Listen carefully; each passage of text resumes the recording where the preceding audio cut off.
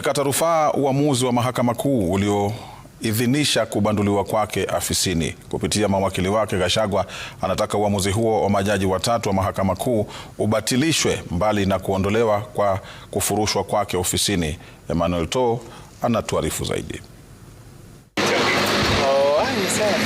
Zaidi ya miezi miwili baada ya kupata pigo katika Mahakama Kuu, aliyekuwa naibu rais Rigathi Gachagua hatimaye amewasilisha rufaa kuhusu uamuzi wa majaji watatu Eric Ogolla, Anthony Mrima na Dr. Frida Mugambi katika mahakama ya rufaa kuhusu kubanduliwa kwake. The quashing of the unconstitutional impeachment.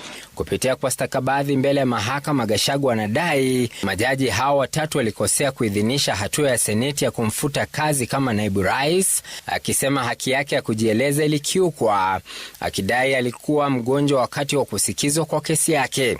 Gachagua aidha alisisitiza kwamba hana haja ya kurejea afisini tena na kuwa maelezo ya majaji hao kwamba tayari Profesa Kithure Kindiki anashikilia afisi hiyo haina mashiko. These are the orders that we make.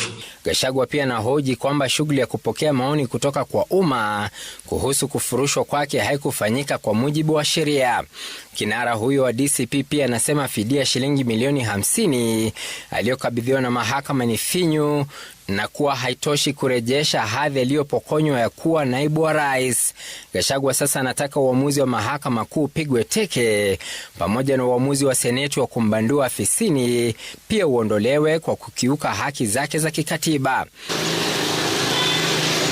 Hata hivyo, bunge la seneti pamoja na spika wa bunge hilo Amason Kingi pia lilikata rufaa dhidi ya uamuzi huo, bunge hilo likisema Gachagua alipewa nafasi na haki ya kujitetea, ila hakufika seneti wala kutoa ushahidi wa kuwa mgonjwa.